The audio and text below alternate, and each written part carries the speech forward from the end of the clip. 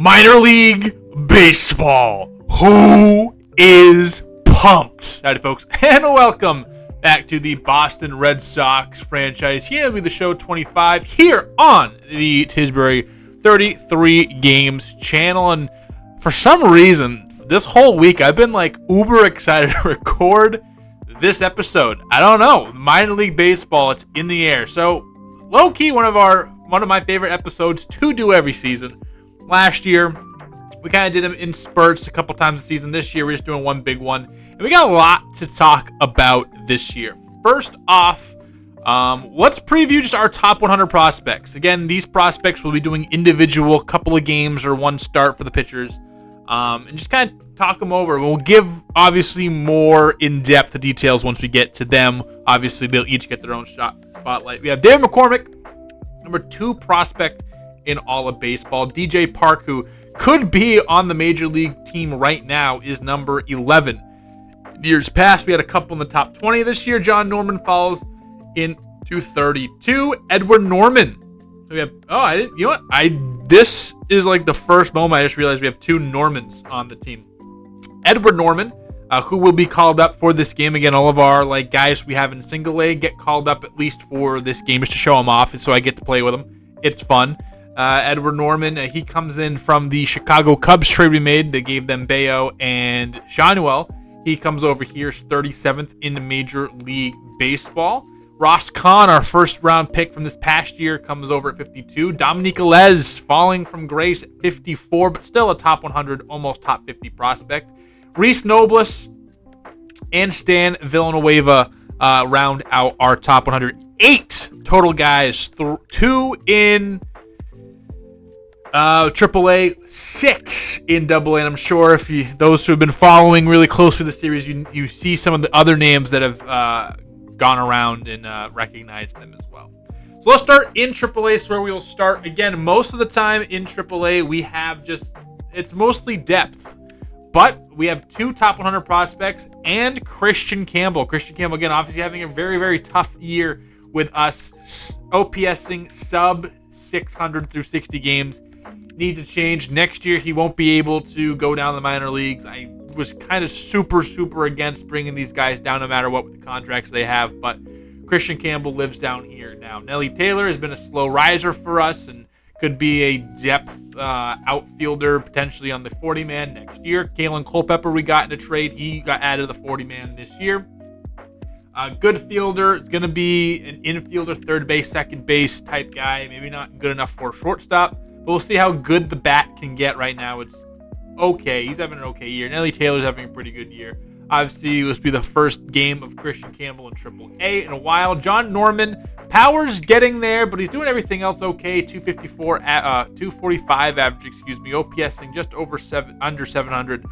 He is almost ready for the major leagues. He's been okay here in his time. Joshua Baez, the Massachusetts boy we got in minor league free agency. Eliezer Alfonso just continues to hit this year, taking advantage of right-handed pitching. Mike Romero not having a good year. Walker Janik not having a good year. And Maui Ahuna not having the best of years. William Lugo, Edison Paulino, Robert Poisson, and Jace Bowen, who's having an excellent year. So again, some more depth. Mostly depth, obviously Campbell and Norman we care about here. Nelly Taylor and Kalen Culpepper we could. Alfonso we will. Janik we have. And Romero we have as well, potentially. Could be a decent trade chip if not on the major league roster at some point if we have injuries or trades and the like. In the pitching rotation, obviously a lot of that's AA. DJ Park is the man. He has been hurt the last couple of years. We'll talk about that when we get to him. But he has been awesome in terms of this year. I mean, look at these stats, and we'll get more into the nitty-gritty later on.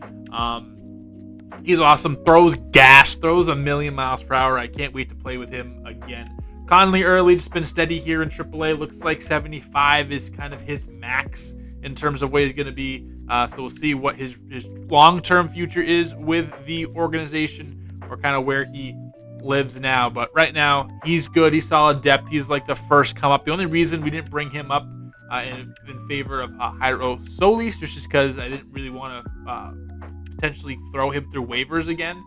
So, hence the reason why we called up Solus, who has options left.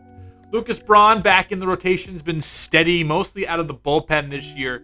He's been really, really good. Another guy that could be a low number 5 or long relief guy. Shane Drohan just will live in Worcester the rest of his life, and Christian McGowan as well, kind of mostly just depth.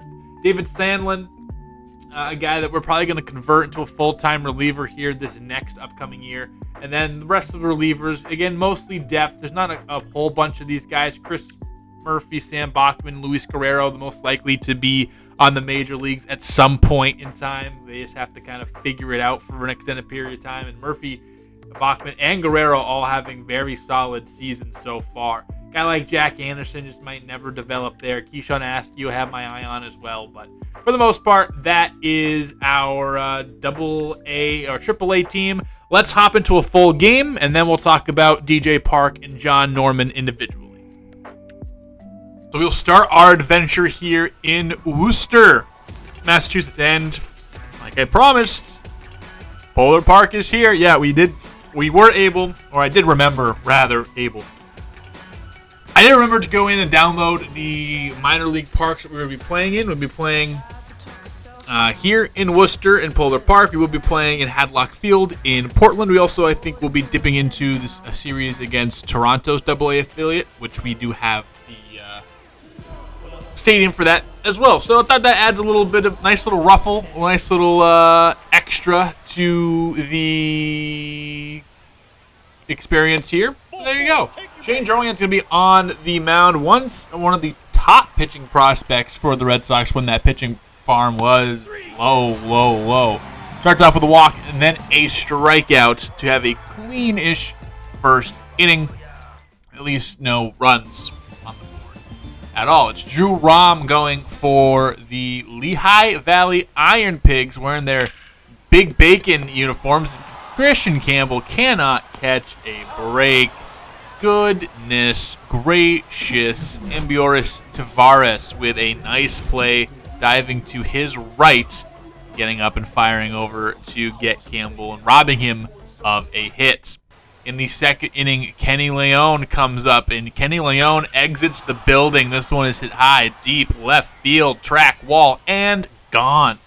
And out of the park, home run. Look at the big boy go. Shout out the big boys. Kenny Leone, his second home run here in AA this season. Yeah, I mean, middle, crushes it, cranks it. I mean, it isn't too crazy, but it did be able to get up over there. John Norman, one of our top prospects here in AAA, is going to watch that one on the outside edge. A nasty strikeout there for Rom. And then Shaylin Polanco, he's going to go down on the high fastball from Drohan. So that's 1 out. That's 2 out by way of the K. Sammy Ciani with the changeup. You know, there's a true story in real life. Shane Drohan learned a changeup when he was pitching in professional baseball. Thought that throwing a changeup was just throwing his fastball, but just slower. He didn't know there was like a whole grip and everything to it. Want to show this nice play by Joshua Baez. Yeah, actual true story. Shout out the Chicks 10 podcast, the only podcast I listen to, for teaching me that one. Christian Arroyo, Red Sox legend, he steps up. This one is hit sharply past Robert Poisson into center field. Nelly Taylor will round it out and keep Arroyo to just a single. Shout out Christian Arroyo. Gotta love Christian Arroyo. Slow roller to Kalen Culpepper, who just absolutely biffs it. And then Joshua Baez is going to go to third base. It goes over the head. Alfonso, what is this play? What is this play? I really do want to know. I would love to understand what the hell we just watched. We got 2 outs, both by strikeouts, and then David VR, who kills me every time we do. I don't know why, but we just play David VR every single. Am I just playing Lehigh Valley over and over and over and over again? I feel like I've thrown pitches to this guy every single fucking video we do. It's like year 6. Be good enough to be in the majors, asshole. Whatever. TJ Walton will step in after him. Oh, yep. You saw. Oh, boy. Yep. All right. Shane Drohan, not very good. Again, here just for depth, and obviously we don't use like our top players here in the full games because we then do the individual prospect profile type thing with them afterwards. But Yeah, Drohan, why are you still on my team? And then Shalen Polanco, next batter. We struck him out the first time. This time he goes deep central. Nelly Taylor trying to give it the old college try. And that one is 430 feet to dead center field. And it's like, what, 6-0 now? This sucks. Do we have anything good to talk about? I don't know. Sammy Ciani, get me out of this inning, please. Thank you. Norman stabs it after that one was roped first base. And finally, and again, we were 1 out away from not giving up any runs, and 6 just tumbling through. Here's David Sandlin as, what's his face, Drohan, we kicked out of the game. A nasty fastball up and in to David Sandlin gives way to John Norman's second at-bat. Struck out the first time. And why are we showing this at-bat? Jesus Christ. And he has that. This is absolutely pulverized. I think this is the farthest home run hit in this series. What's the distance on this? Give it to me. 490 feet. 117 off the bat. Oh my God. Big boy. Johnny Norman. Bink. Absolutely demolished. Crazy town. Look at that. That is awesome. Shout out, John. We've been waiting for one of those super huge tank home runs. Mikey Romero said, well, here's a second one. This one is cranked as well. Romero getting all of this one. Left center field. This one's going to go, what, 440? If I remember correctly? 420. Blaze it. Mikey Romero. 420. Blazing it into left center field. And it's 2 home runs for us. Pretty cool. Pretty nice. Christian Campbell 0 for 3. This one, it's off the bag. Christian Campbell with a hit. Take a drink to that, fellows. We drink to that. Base hit by Campbell. He deserved it. And Norman will step up and grounder to third base. Nice play. I think that's VR again. And he turns 2. What the heck, boys? All right. Well, we do get a couple home runs here in the 5th. One in the 5th, one in the 6th. It's 7-2.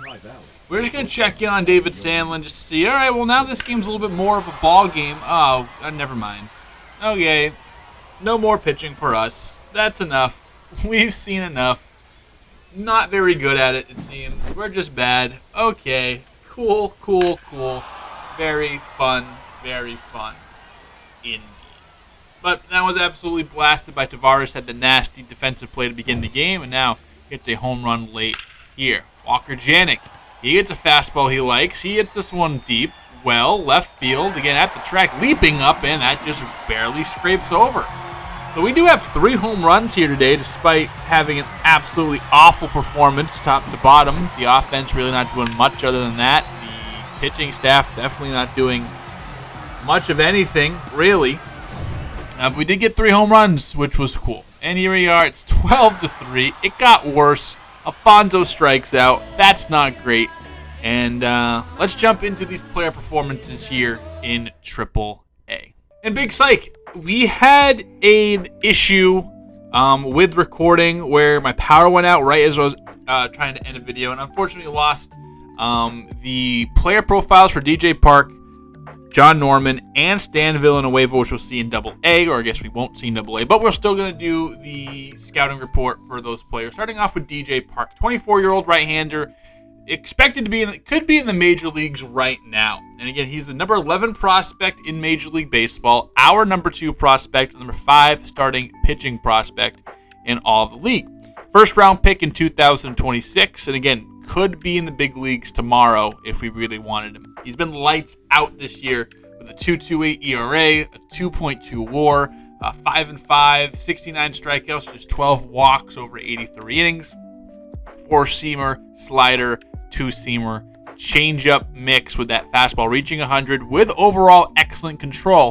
However, the command is different. Now, what do I mean by control and command? Control is throwing strikes. Command is locating those pitches in a positive manner. Now, he doesn't walk a lot of guys, so he's throwing a lot of strikes. However, he does leak some stuff more over the plate than he should, and that leads to hits. And that's something that, even though with that 100 miles per hour fastball, it kind of just sitting on it, and it's going to find the middle of the plate, and you're just able to do whatever you can with it. K's come with the velocity, but he's not really a strikeout artist. Injuries are a big concern. Mostly missed most of the last 2 seasons with injury. Only pitched a little bit last year before getting re-injured. This year, has a clean bill of health so far, and that he's been lights out when he is. And yeah, it is what it is. In this game, I did get the stats for the game. The pitches leaked over the plate at the start as the start went on. Started off well, 1 base runners the first time through. Ended up finishing with the loss. 5 innings, 6 hits, 4 runs, 4 earned, no walks, 5 Ks. Missed zone a good amount. Fell into unfavorable counts and kind of get that. Again, unfortunately, we don't have the video for it, but that's DJ Park, one of our top prospects and one of the top prospects in all of baseball. Up next is John Norman. John Norman is number 32 ranked prospect in all of baseball, our number 3 ranked prospect, and the second best first baseman prospect in the game. He transitioned from catcher to first base. Drafted him as a catcher, but with kind of first base being lacking, he has the pop to do so, and that is why we felt comfortable moving over to first base long term. Didn't have quite the arm to stick a catcher, and it could play the corners and the infield. So we're like, you know what, we're just going to put all our eggs into the basket of he is going to be a first baseman long term. So far this year, OPS just slightly under 700, 8 home runs, 25 RBI, 5 doubles here in his first taste of AAA. He's doing all right, 23 years old. Great glove for first as well. He's always had a good glove. Just again, the arm wasn't there for catching. Contact has risen a good bit to make the bat a little bit more well-rounded. We've seen a big contact boost for him. The power's been going up okay. The contact's really got into the low 50s and enough where it's like, all right, this guy could probably play. Plate skills are improving. Overall bat and glove are major league ready. He probably is major league ready right now, but obviously with Tristan Casas being there and DH being occupied the way it is, not really a path for him right now, but we are starting to see that path unfold for him. Decent athlete for his size as well. Can move around, us have 5 stolen bases for the big boy that he is. Overall, pretty fun prospect here. I only wrote down the one game we played for him. We went 0-4 with a K. He played another game, but I didn't write that down. But you saw his huge home run, didn't you? You saw that big home run. That was fun. All right, here we are finally with our game with the Double-A team. Now, I will be transparent. Usually we start off the series with the game and then jump through the player lock moments. Just the way this calendar felt, I ended up getting the player lock game at kind of in the middle where we've done already a couple of player locks. You'll see them at the ends, but there you go. So we have kind of the middle of the game here. Middle of the series here, or end of the series, middle of our time here in Double-A. We'll be doing the game. You will see this first, but just for transparency, that's why you'll see some stats on some guys that we just had called up. So, kind of player by player, Eddie Zamborski is very, very interesting to me. Doesn't look like he has like the hugest ceiling, but still has a good ways to go. And the bat plays right now. 78 contact, 60 contact, a switch hitter. 41 power on that left side. The plate skills are decent with a 69 clutch. Just can't field. That's number one. Just can't field. So we have to get that up. We have to get that better if he wants to kind of be a guy for us. But quick enough also, athletic enough also. So a really interesting guy. One of those high ceiling C potential guys that maybe for a year or two he's filling in somewhere. A guy like... it could be on the bench. Gerard Franklin, the guy we got from the Seattle Mariners, really good fielding right now, really athletic, and the bat is steadily coming along. Another one of those C potential guys where maybe he's good enough to be a bench bat for us for a good amount. Really struggled to begin the year. We look right here, 809 OPS. He's really turned it on. Billy Holiday, another, I think we got in the same trade with Seattle. Power profile, decent first base glove, but DH really potentially in his future. Another C potential guy, but the bat is really good. You can tell by the stats. Another 800 OPS guy 8 home runs, 10 doubles, 35 RBI, walks a decent amount. Another guy who has like decent skill set at that where certain ratings go up a certain amount. He's a playable guy, even though he might not be like this overarching, like long-term player for us. Sidney Dodson as well. Huge power profile. It's about that. Third base, he is athletic enough. The fielding's okay. Can only play third, however, but a power bat. Major league ready power. Will the rest of his skills ever come around? He might be a guy who hits 200. He is hitting 256, having a real good last couple of days during the some of the player locks that we're going to be seeing. He kind of went off. He had a 4-for-4 game with a bunch of RBI and all that. But in this time, 18 walks, 55 strikeouts in 68 games. Stolen a few bases as well. The guy we got in the Cubs trade. So Brian Bayo and Nolan Shonwell for Sidney Dodson. Very interesting piece. Dominic Ilez, I mean, he's going up, but still not performing well. Really disappointed. He still has a potential, and usually in this game they still do hit it. But a guy that should be knocking on the majors right now with how long he's been down here. This is his third full season in AA. You would like to see these stats getting a bigger boost. Hopefully he goes on a nice little run here, and we're able to really see a big boost from him. But still holding out hope he's our catcher for the future, but it hasn't looked fantastic, to say the least. Joe Swift, a guy that we have been drafting and we drafted and have been developing. He is still a ways away at 25 years old. The speed is good. The power is good, and we've seen him hit some home runs. The fielding is not fantastic, but switch hitter, if this plays and we're able to kind of wait this out and, be able to really enjoy the fruits of our labor here, could be a really nice corner outfielder for us with a big power bat switch hitter. And we could probably get him for cheap. I mean, if you really think about it, 64 overall, 25, might not be major league ready to like 27, 28. He gets up, and we don't have to pay him his whole career. But he's not going to have a long major league career unless he plays well into his 40s. Edward Norman, a guy I'm interested in. I actually just finished up doing the player lock for him. A guy who's fielding, it's actually intriguing. He's only at 59 right now, but a B potential. I think it is a high B potential. So this guy can be a lot better. This is our best hitting prospect that isn't John Norman. So the two Normans here. Very interesting. A decent power supply. Obviously struggles against lefties. 54 contact against righties. Okay fielding even right now with the low fielding. The athleticism kind of masks most of that. But definitely a clean slate here. A guy that we can really, it's that 30 durability, which is scary. And we're going to have to work on that a whole bunch, and hopefully he doesn't get hurt and whatever. But keeping him in single A for a year or two, definitely be able to rise that rating up and kind of see him flourish into a really good player as well. Ross Kahn, our first round pick from this past season.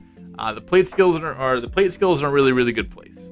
The hitting skills are pretty good. Obviously, you want to see some more consistency against righties, some better power against lefties. The fielding, especially if he's going to take a shortstop, needs to improve as well.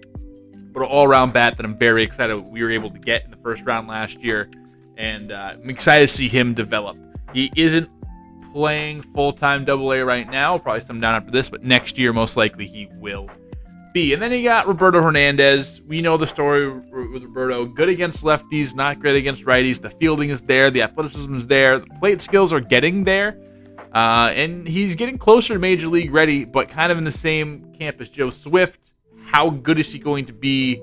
The numbers don't look fantastic. 565 OPS. A potential guy. It seems like more trade chip than real player for us. We have Conrad Kaysen, Alan Castro, Drew Earhart, and Giovanni Blanchard as our depth. Blanchard's interesting. See potential guy, good fielding, decent power profile. Earhart continues to just be on our team, but he's 31. He's more just minor league depth. Castro's kind of hit his peak, and same thing with Conrad Kaysen. In the pitching rotation, you will see Reese Nobles, who we already sent down. And we'll talk about him in his kind of his own video. Stan Villanueva, a third-round pick from us last year, an 18-year-old who just started off really high and we'll see how well he can carry us. 4-seamer, 12-6 changeup sweeper. Nothing's really too low. Can give up some home runs and struggles with guys on base. But again, around 60-ish where your stats are is considered average in this game. So I consider that potentially major league ready. That's what, if I ever say major league ready, it's a stat that's near or above 60. Major league caliber is around that, and that is he is major league caliber. We're not going to have him there. We have him. You'd be able to hold him and let him develop for a little bit. But Stanville in a way, but very interesting, very good get for us. Sean Liss, again, this was the high floor guy we took in 2028. Walks per nine is good, hits per nine is good. This is just a player profile that plays well. Had a really good year in Double A last year. Is continuing to have a really good year in Double A this year. Not much to report there. Colin Pennick, a lefty that's developed actually quite well. Came to us as like a 50-something overall, and now is getting to major league ready. The walks per nine is his least attractive attribute, but for the most part, has a five-pitch mix. Is very solid. They play well off each other. 12-6, two-seamer. Everything's moving. Everything's jiving. Everything is bouncing around. And a good lefty, and a guy that's probably like the next Connolly early is how we look at him. Josh Green, who we'll be seeing in this game today, the full game. A couple of fastballs, a changeup, a splitter, and a slider. Having a very good year, just 20 years old. Hasn't picked up a win yet. Has an ERA of 2.18. So we just don't score runs for the guy. Under 9 hits per 9, 47 strikeouts in 62 innings, and 6 home runs per 9. Maybe a bullpen guy with the 62 stamina. Maybe he's like a 5 and dive type guy. And even if he is that, fine. That's fine by me. We'll see how far he rolls up into our organization, but is having a very good year and hopefully can get some good development. And obviously the star of the show is David McCormick. Won't give up walks, which is one of the best stats to have in the game. We will see him actually this next game I play will be his player lock. But does everything well. Is the one of the top prospects, like number 2 prospect in all of baseball. Our number 1 guy, and he's looking really good, a lot better his second go around in Double A. Only 1 home run given up, which is nice because that lets his lowest stat jump up by +3, which is good. But that slider is wicked gnarly. Earl Fernandez is a starter that we just have in long relief at 23 years old. He's all right. The Ks per 9 is low. The walks per 9 is low, but the home runs, he doesn't give up home runs. I guess that's what we prioritize as an organization. Seems like everyone has good home runs per 9, or mostly do. But 94 stamina is his claim to fame. He can toss it forever. 4-seam fastball, changeup slider, 2-seam fastball for him. And then you got just our depth relievers, Austin Vernon, Ivan Velasquez, Tino Saucedo, Luis Friedberg, who is a starter at 21 years old. Interesting profile. Probably next year he will be back in the rotation. AJ Blubaugh, Joseph Yboror, and Ronaldo Torres, who we converted to a reliever full-time. This is what he looks like. That Ks per 9 is elite. 36 strikeouts in 22 2/3 innings pitched, which is good for, and they don't show you the per 9s, but pretty good. 0.6 WAR already as the closer. 2 blown saves to 17 saves. So let's jump into this game. The Double A Portland Sea Dogs Sunday are about to get underway let's do it. here against the Binghamton Rumble Ponies. The Rumble Ponies. Shout out the Binghamton Rumble Ponies. What do you know about them Binghamton Rumble Ponies? Well, let me tell you about the Binghamton Rumble Ponies. They're ass, they're bad, and we are going to defeat them today. The man tasked to do that is Josh Green. 0-6 record, but a 2.18 ERA. He's not getting any support. He's been phenomenal. He's been awesome. And right now, he has Steven Ruiz in a full count, strikes him out on a beautiful, beautiful, beautiful slider for the first strikeout of his day. Trey Page, 0-1 count. The pitch is smoked. Zimborski back, home run. All right. Well, that wasn't the best of starts. All right, but that's a-okay. Again, Double A is usually where a lot of our top prospects live, and we have a lot of our top prospects here, just to continue that narrative. And I'm very excited to I was super excited to play with these guys and make this video. I don't really know why. I feel like we really revamped the farm system a lot over the off season and with the last draft and all that. So I'm very excited to kind of get my first taste of action with these guys. A lot of these guys. Roel Garcia, the third, is going to be the man tasked to take down the Sea Dogs. And Billy Holiday, one of those trade acquisitions we got in the offseason, will go down on the circle change. So clean first inning for the Binghamton Rumble Ponies. I was making fun of them, and I deserve it. A.J. Lewis, 1-2 count, swing. Holiday the dive, and that will get through for a base hit to begin the second inning. Lewis, the former prospect for the Marlins, I want to say, now in the Mets organization. Bartolo Lerma is going to go the opposite way. Franklin the dive. He can't get to it. Zimborski mishandles it, and that's going to stop right in front of the warning track for Norman. And a double, RBI double for Lerma and the Rumble Ponies. Also, I just want to say, I am so exhausted right now. I am just spitting gibberish. Japanese, if you will. Nasty circle change or just regular change up there on the outside edge to get the strikeout, and Josh Green does go up 2, but he lives, or one more, 2 total. He lives to see another day, however, and Strand's runner at third base. An excellent pitch by the youngin. Look at that. Lean back. Here we are in the bottom of the second inning. Joe Swift, a 1-2 count, having a breakout season here in Double-A, and it continues. You hang it, he bangs it, obliterates that pitch over the Bowman Scouting scoreboard, or just signage there. And that is going to go 411 feet from Joe Swift. He has some pop. He has a good amount of it, really, and giving me Manny Ramirez vibes. We're in 23, even though Manny wore 24. Has the dreads. A left fielder, big power, Joe Swift. That is a nice, and I'm glad he's finally getting some recognition. He's finally jumping up in terms of potential, and he always had a potential, but you're kind of finally starting to see him become close to Major League ready. Still maybe a year or 2 out from that, but be very excited to see when he finally makes it to the show. A double in the gap is going to bring home another run as A.J. Lewis does it this time.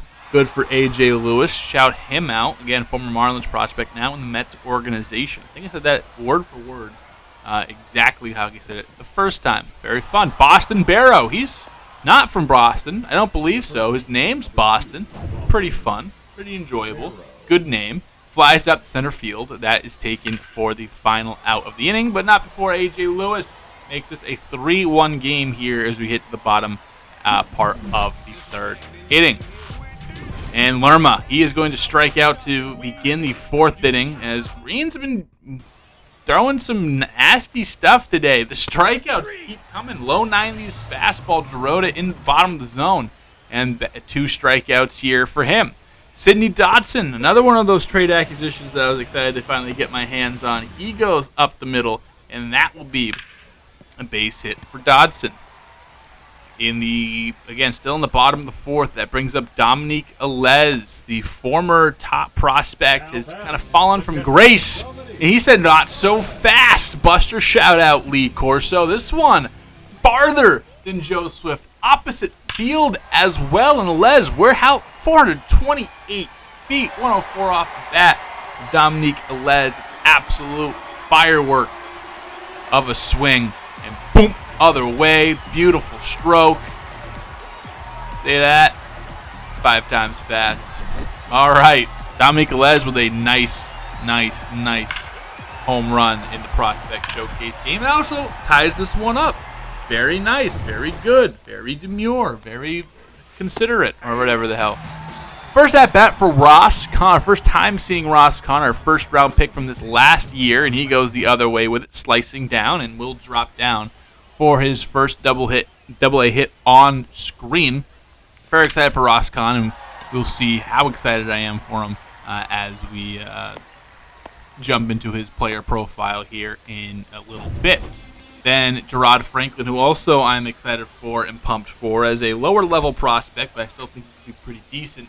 He goes down swinging And we move on to the top of the 6th, where Josh Green throws his last bad pitch. I think that was not bad of a pitch. It was a low fastball in the zone, but Bartolo Lerma, we've seen him a couple of times striking out, getting extra base hits, and goes the opposite way for a home run here. Sam Buckley, one of the top prospects in all of the game. He goes down swinging. Maybe not good enough to be in Double A yet, but he knew we were doing top prospects, and he wanted to join in on the fun. I can't blame him for that. And we're in the top of the 7th. Tino Saucedo is going in, and he is letting Mariano Cosmo go out. Opposite field, another home run for the Rumble Ponies. And I made fun of them. I deserve this. This is warranted. They did nothing but want to play baseball. And I made fun of them. I deserve the beating that is coming to me. Cosmo again this time from Earl Fernandez, one of our starting pitching prospects who have been getting some cleanup work here in the bullpen for Double A. He finally gets the last out of the inning. So we are down by 4. And Genesis Cabrera, former Rockies legend, former Major League Baseballer, and now in the minor leagues, gives up the double for Sidney Dodson, who has some big power. He gets a double here. Now all of a sudden things get a little bit interesting. And Alez, he draws the walk, a pitch that, oh boy, I'm sure I want to swing at so bad. And that brings up Edward Norton later on. Runners on the corners, 1 out, swing and a miss, does not advance any runners, and does perform the second out of the inning. Ross Kahn, you are our final hope. He swings and misses, and Genesis Cabrera finally mops the floor with those dunderheads.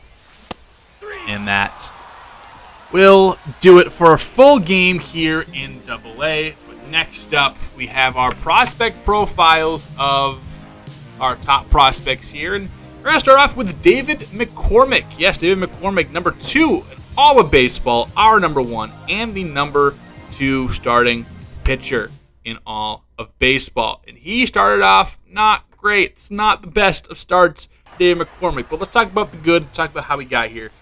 Second round pick in 2028. He has an ETA of 2032. Still a couple of years away. Good velocity with a plus slider. That slider is potentially one of the best, if not the best pitch in all of our organization, regardless of who's throwing it and what level. Maybe now we have Paul Skeens and we have Garrett Crochet too. It makes a little bit of a difference, but McCormick has definitely the best pitch in minor league baseball, at least for us, with that slider. Does also offer a 4-seamer, a sinker, and a curveball, all of which are also pretty decent pitches. Won't walk guys much. He does not really, it doesn't align with his views. He doesn't really agree with giving up free passes. He doesn't really want to give you just free base runners. He wants to make you earn it by hitting him around the park like you're seeing on your screen right here. He does have trouble with the home run ball, however. We saw on the stats, they flashed briefly. He has given up a couple of home runs this year, a little bit more, but we're hopefully working on that. Hopefully it won't be such an issue for him moving forward. He has much better years in Double A this year than last year. Last year he kind of was forced to play a little bit more than I would liked of him. I didn't really want him sniffing Double A at all. I want him just being Single A and getting that development. But because of trades and just little poor roster management on my part, he was forced to pitch a decent amount in Double A. But much better go around the second time, and the numbers show it and back it up. Again, like we said, plus offering for all of his pitches, but that slider, again, is the special sauce, what makes him insane. But all of these other pitches are pretty good usually. You wouldn't think about it. You wouldn't think that way from this game, but I promise you, this guy is good, or should be. Working on putting away batters. Won't strike a whole bunch of guys out either, and that's kind of a dangerous game to play, especially in this version of baseball, where guys are hitting and guys are looking to put really good swings on stuff. And if you can't fool them with 2 strikes and you can't get them when you have them where you want them, can be interesting, can be bad. Got hit hard early and often. Oof is something I wrote down in the notes here. Finished off batters better than we've seen, but they give up 2 home runs before fans even got to their seats, which was kind of crazy. Right here's the last batter you will see from him. He finishes up with the loss. Went 2+ innings, 9 hits, 7 runs, 7 earned, no walks, and 3 strikeouts. So that David McCormick, definitely not the best of performances here from him today, but is one of our brightest spots in our future, and I am very excited for the day that he becomes a Boston Red Sox. Moving on, we have Edward Norman, another guy who we have acquired this offseason. That was part of the Brian Bayo, Nolan Schanuel trade with the Chicago Cubs. But Edward Norman comes in as the number 37 prospect in all of baseball, number 4 prospect in our organization, and number 4 left fielder in the game as well. Second round pick in 2028 and has a 2023 ETA, so the same draft, same round as McCormick, again obviously drafted by a different team. We got him again, like I mentioned, in the Cubs deal for Bayo and Schanuel. Well-rounded bat with contact over power, and again very raw, just 19 years old here. Again, not really good enough to get traditional everyday at bats in Double-A, but obviously came up for this video, so we can kind of see what he is made of. Great plate skills for age and level. I think his vision, discipline, clutch is decent enough to play.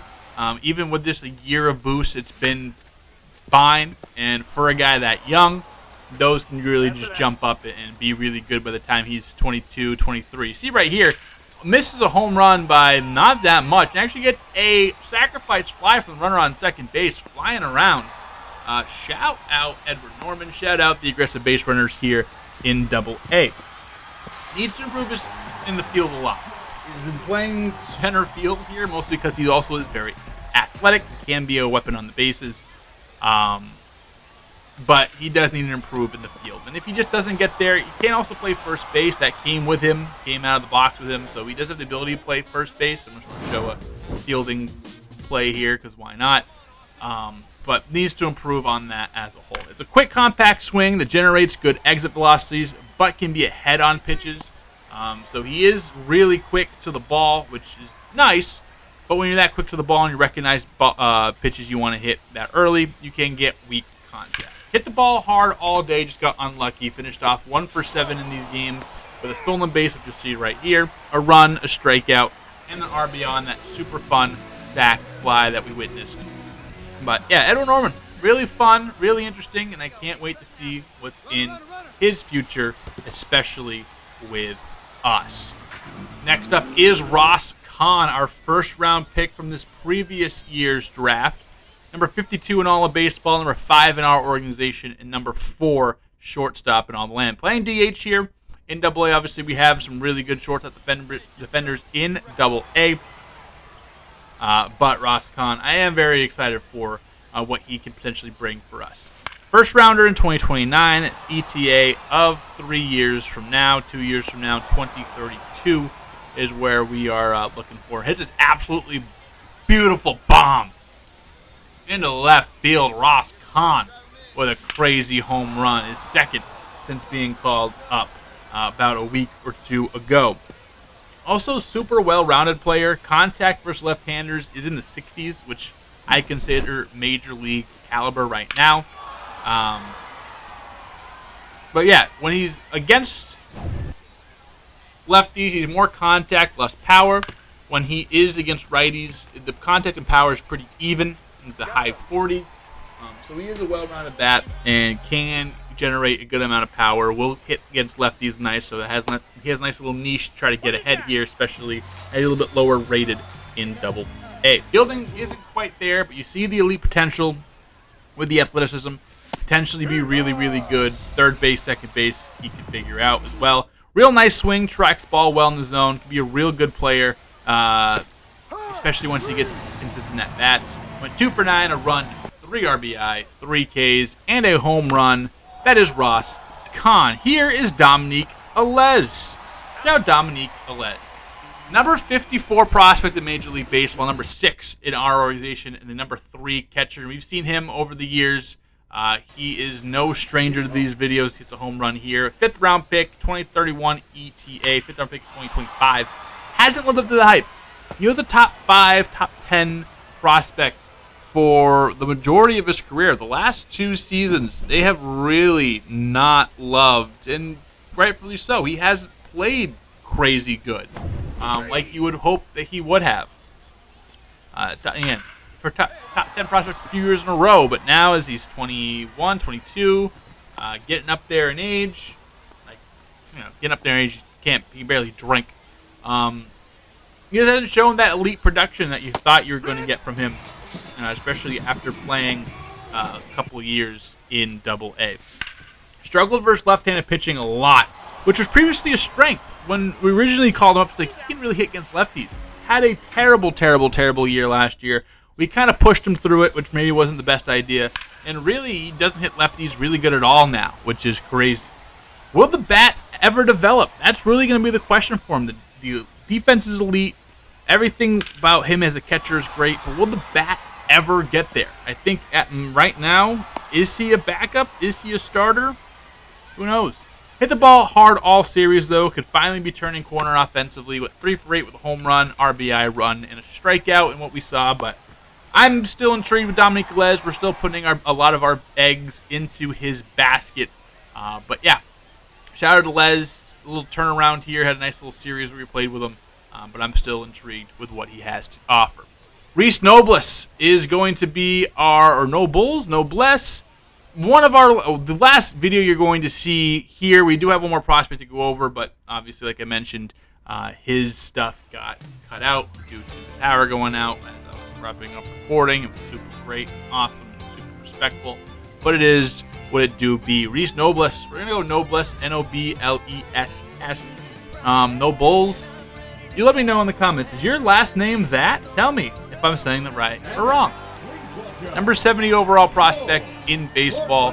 Number 7 prospect, our organization, and not ranked in the top 20 prospects as starting pitching. A 4th round pick from this previous year and a 2034 ETA. He is super duper duper raw. But a lot of the stats are actually in a really decent starting point. Especially the K numbers, which are really, really nice. The hit numbers are awful right now. And he will K you. He will strike you out. And you won't hit it over the wall. He'll give you first base via hit or walk, your pick. And he's young. 18 when we drafted him.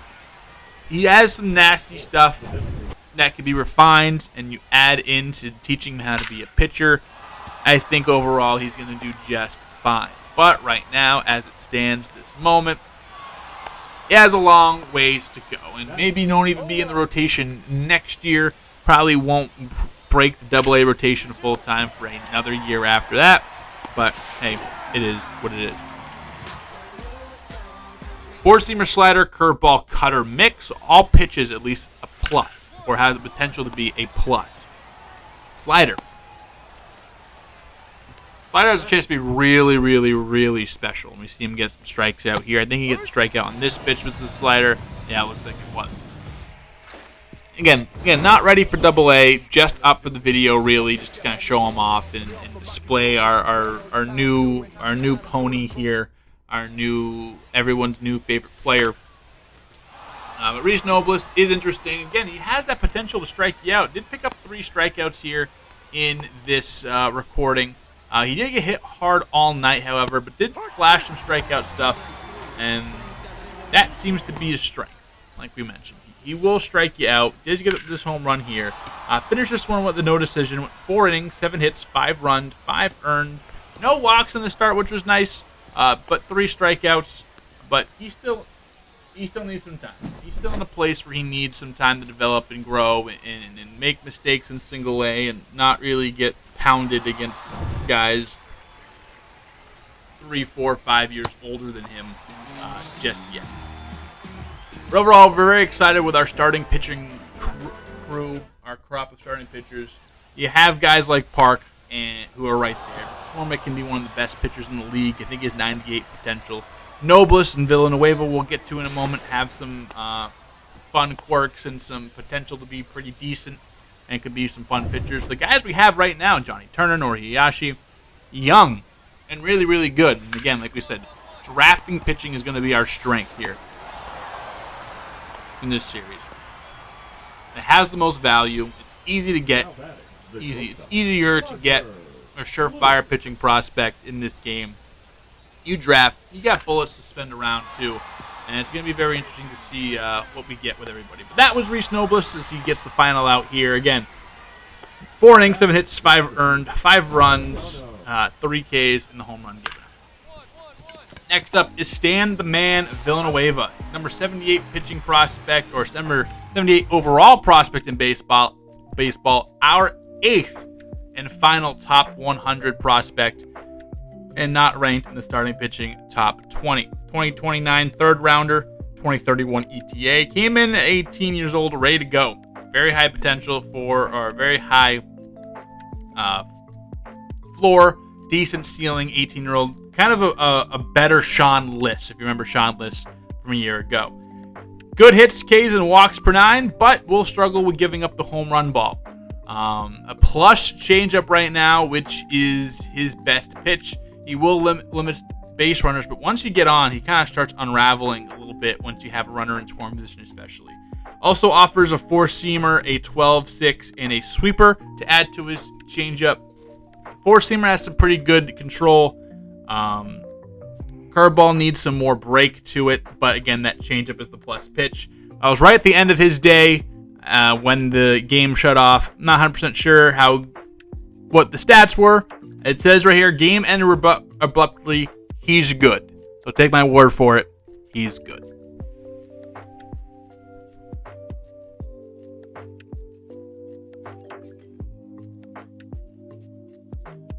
And as we finish up basically looking at the future of the Red Sox, let's look at the potential future of the Red Sox, as in who we're looking at in terms of scouting, what we got going on. If you look into,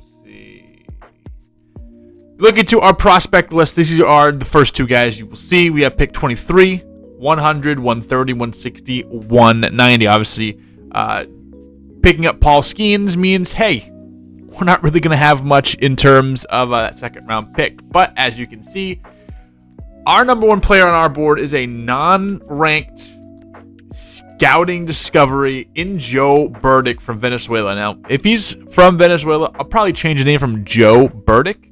But anyway, this young gentleman right here, 21 years old, undiscovered. Hopefully he's there with our pick. I would love for this to be a number 1 pick.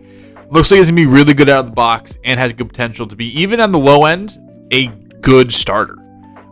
Looks like the strikeouts and the walks are high. Everything else is in a decent spot. Could really jump on the scene immediately. 4-seam changeup, 12-6 slider. Because he is not ranked, he's not going to have a big bonus demand. It would be awesome to get Joe Burdick here with our first pick, potentially. The next guy on our board is Robbie Hooley, another guy who has around the same potential range, but also probably is a little bit farther away, 5'11", 181. 4-seamer that can touch almost triple digits, a curveball, and a changeup. It says he's injured with the injury risk of low. He's the 25th guy on the MLB board, our number 2. Looks like pitch velocity obviously high, stamina can be decent, with home runs per 9 and strikeouts per 9 actually being pretty good. David Stone, another not ranked prospect, and with us not having really a lot of picks high, we're gonna have to go. Obviously from Japan, probably not gonna be named David Stone if we keep him, but this guy looks like a prototypical, not gonna strike you out a whole bunch, keeps the ball in the yard, doesn't walk you. Our 5th ranked prospect, a little more of a project at 18 years old, but a guy that, hey, if he is there later in the draft, even with our 2nd pick at like 100, be huge if you get 2 top 5 guys potentially with 2 picks. Doesn't throw hard though. Splitter actually is his fastest pitch at 88 to 93 miles per hour. 2-seamer hits at 87 to 92. Slider gets up to 87. Changeup gets at 87.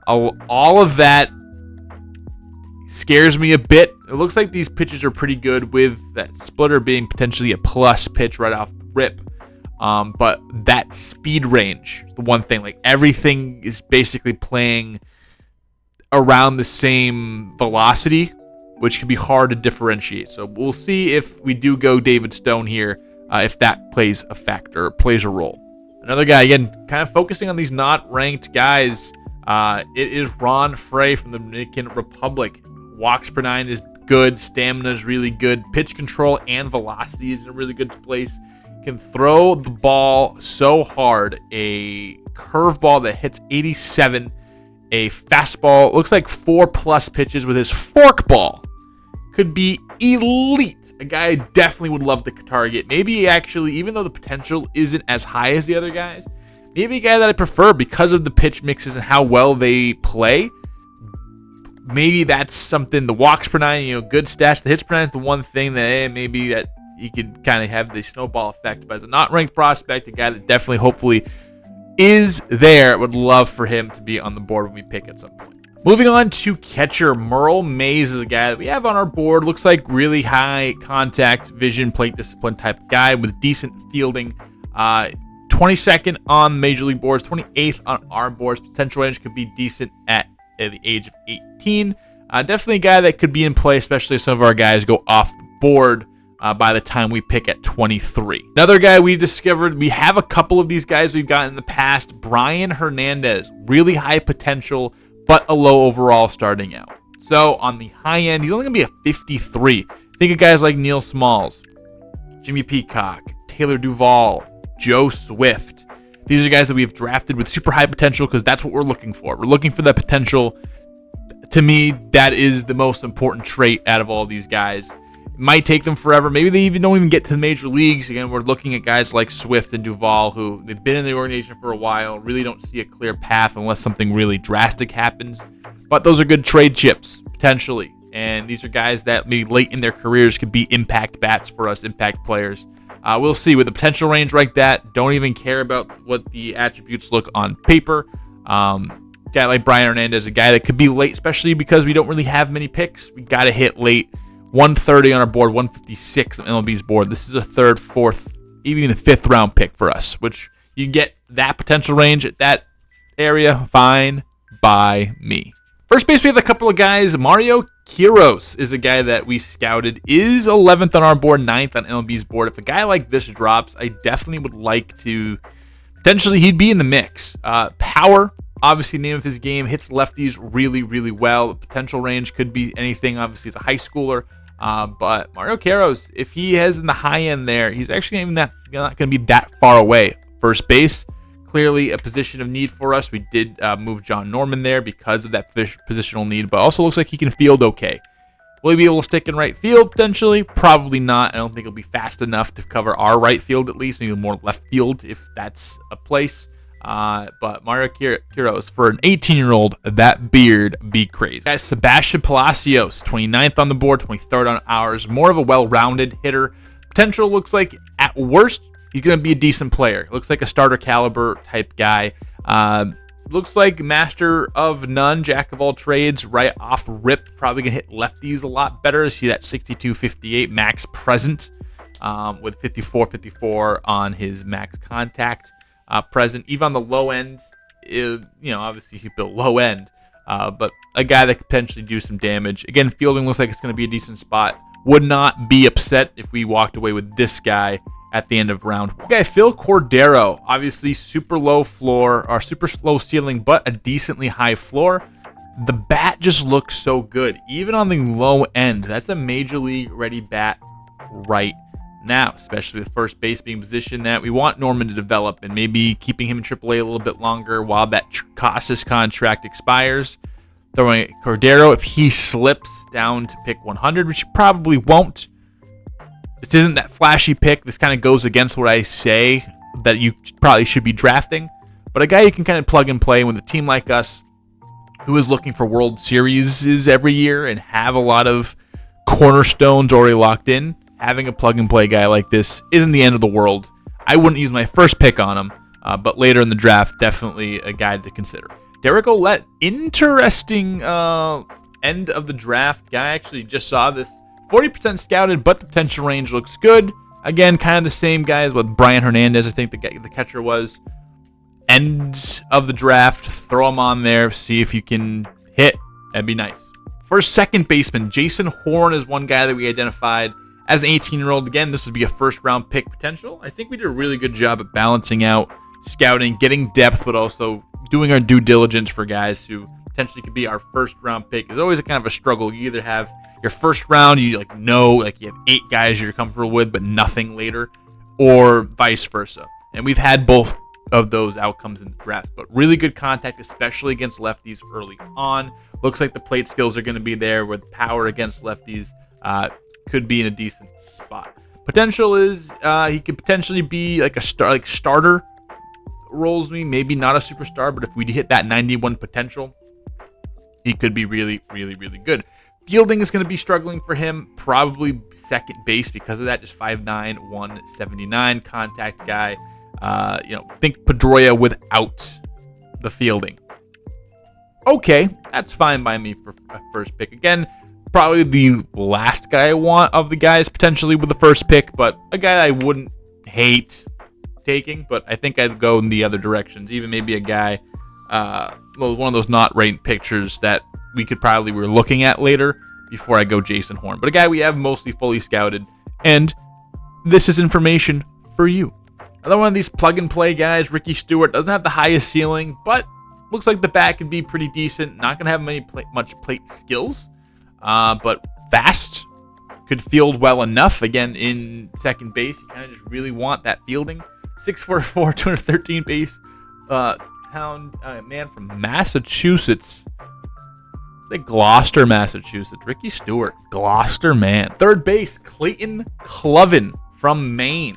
All the way up there in Maine. Again, one of these guys with really good potential range, but isn't going to be major league ready for a while. And at third base, that's a position we can wait for. If Theo Gillen experiment runs out, and we have this guy, maybe kind of be our Theo Gillen part 2. Quick on the base paths. Looks like he's going to have a strong arm. Can play first base as well. This is a nice little player profile. At 73, maybe he's our second pick. He's probably gone before then, but Clayton Cloven, a guy that also, a lot of these guys, we've gone back and traded for a lot of these guys that we talked about. So Clayton Cloven, if we don't get him in the draft and he goes to a team there, hey, maybe they have a lot of third basemen, and we're like, hey, we can probably switch one of our prospects for a guy like this.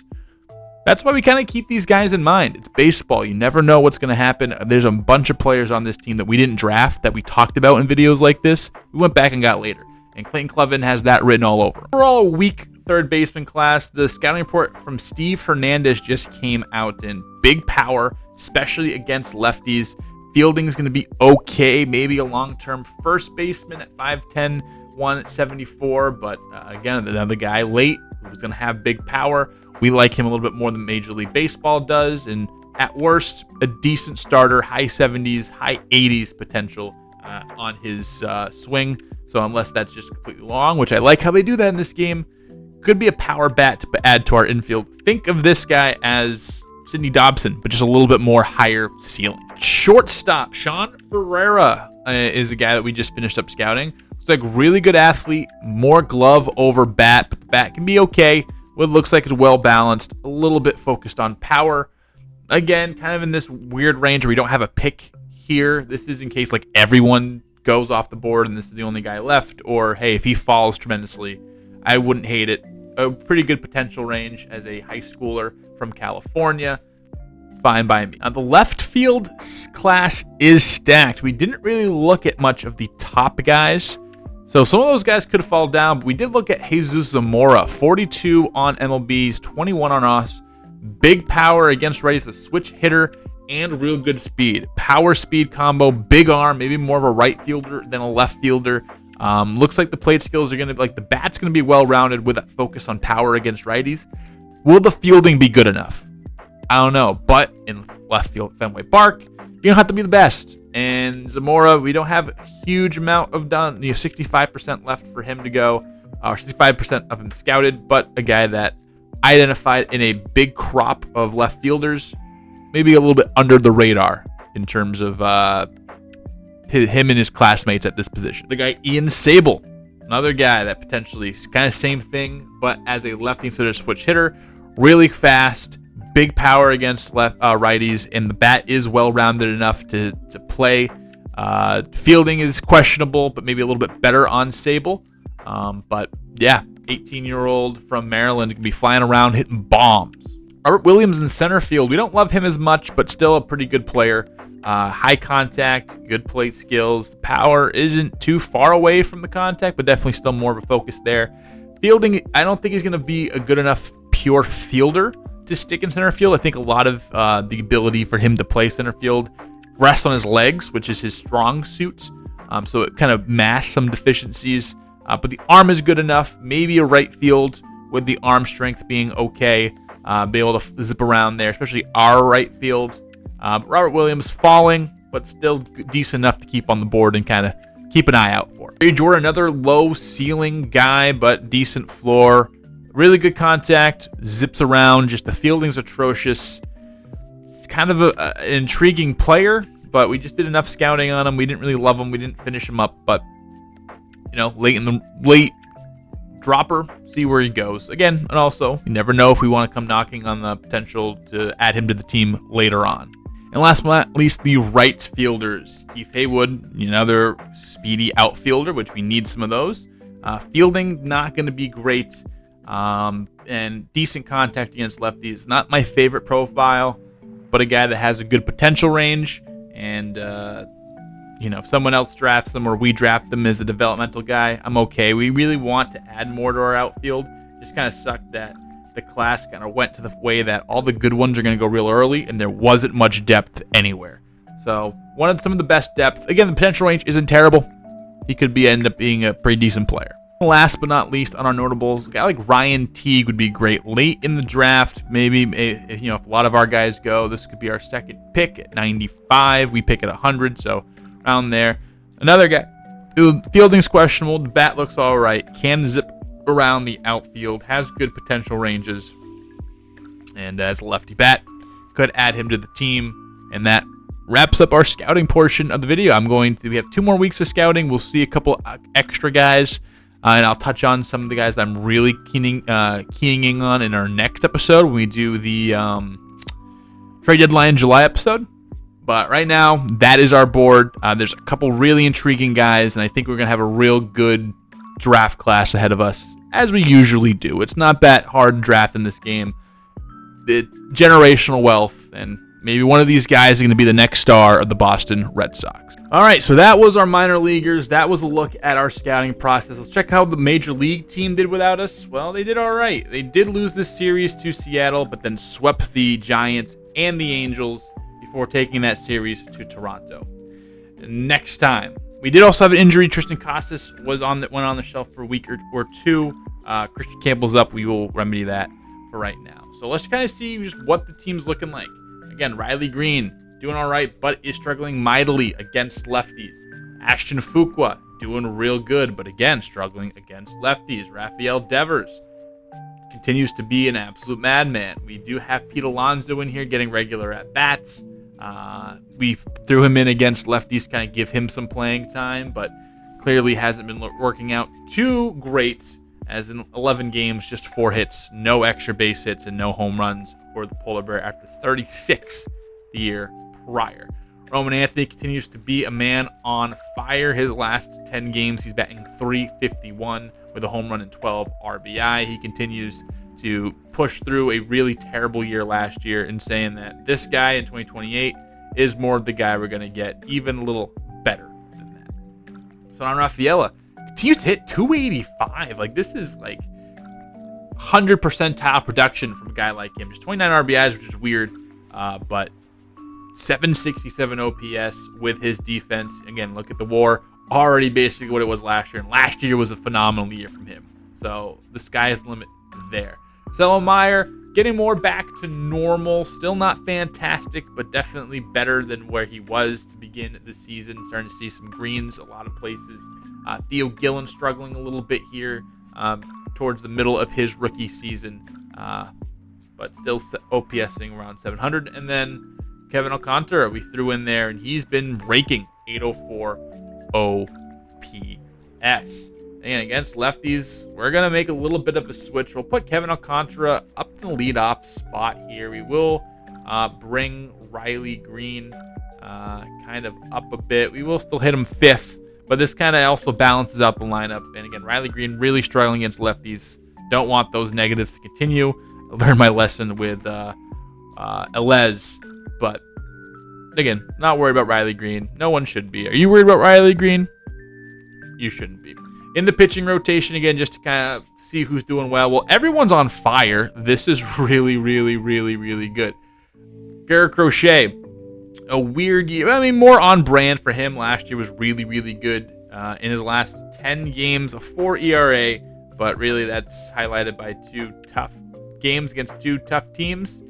A couple tough ones in there. Atlanta roughed him up a bit a couple times. He had Seattle, but for the most part, 54 strikeouts and 47 in the third innings. Paul Skeens continues to be the most unhittable man on the planet. If this guy does not win the Cy Young this year, then this game is bullshit. And this is with a blow-up start against the Angels, who he still got the win, get 3 home runs. But 69 strikeouts, nice in 63 innings. He had, this stretch right here where, he's just been phenomenal the whole time. Drew Thorpe back from injury. He was out for a week or 2. You see this little gap here. His first start back was excellent. 6 innings, 6 hits, 4 strikeouts, 2 walks, and nobody scoring against him. Johnny Turner has been carving guys up, a 3 ERA in his last 10 starts.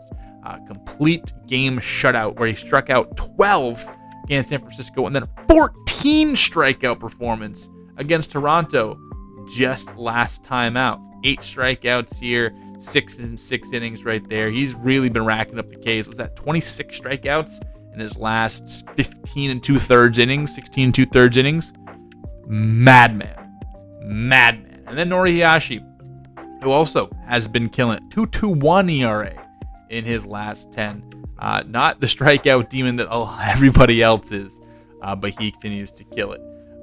Todd Rudy continues to be great. Griffin Jax has had a really good last 10 days, a 3.14 ERA, dropping his ERA down to 3.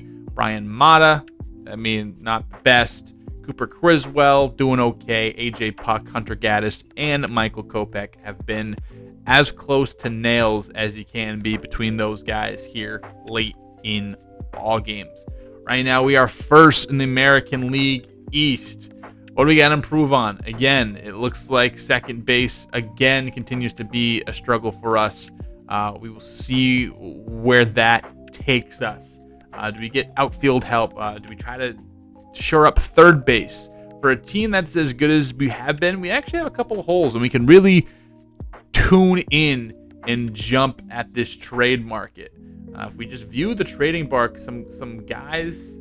I guess Chandler Simpson and Weston Wilson are on the trading block. Every once in a while when this game updates, it messes with my settings, but whatever. Guys we could be looking at. I don't think Van Honeycutt. I think he's just a poor man, Ceddanne Rafaela, in terms here. Again, we're going to be looking for third base, second base, stuff like that. Try to get in there and see. Just kind of looking at who's available, who potentially, maybe a guy like J.J. Weatherholt.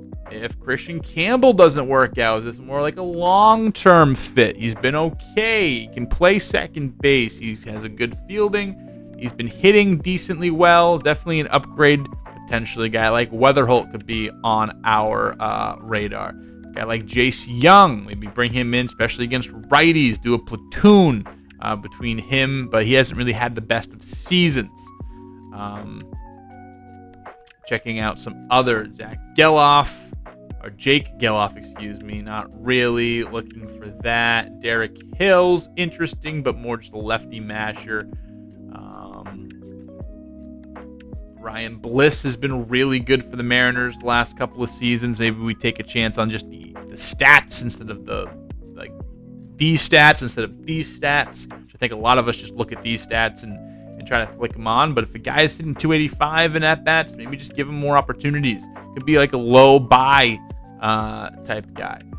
They're really dangling Matt Pearson out there. Remember we had an opportunity to trade for him a couple of years ago. Blaze Alexander against lefties can play second base. Is that your cup of tea? Probably not. Again, and then a lot of times this trade block isn't really anything crazy. I get kind of ideas or starts to look at guys. Noel V. Marte potentially throw his hat in that ring. That could be fun. But for the most part, I'll go in individually, see who's not a good team, what pieces they have to sell, and then go from there. It's kind of how you'd have to do it in this game, but it is what it do be. Wrapping up the guys on the list. I know we had that interesting Dalton Rushing potentially. Do you want to go that way? Yuki Matsui is usually pretty good in these games, but not really in this iteration. Hey, a guy like Johnny Adams. We almost drafted Johnny Adams. That'd be nice to add him. But yeah, that is going to do it for this episode. Thank you all for watching. We will see you next time on more Boston Red Sox franchise. Like, subscribe, all that fun stuff. The World Series potentially be ours. Right now, no team in the major leagues have more wins than the Boston Red Sox. Let's keep that up. We'll see you next time.